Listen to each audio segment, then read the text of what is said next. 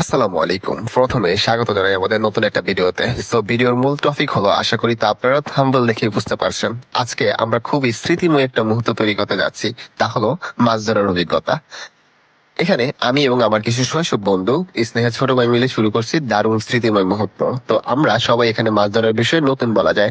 তো প্রথমেই আমাগো লিডার দানিশ ভাই মাছ ধরার জন্য একটা জাল নিয়ে তৈরি হয়ে গেল এবং শুরু হলো আমাদের মাছ ধরার প্রথম পালা। প্রথমে জাল থেকে বড় একটা মাছ ছুটে যাওয়ার পর আমাদের মনে হলো এভাবে হবে না, আমাদের পানিতে নামতে হবে। এবং আমরা কয়েকজন নেমে পড়লাম এবং শুরু করলাম আমাদের নতুন একটা সুন্দর মিশন।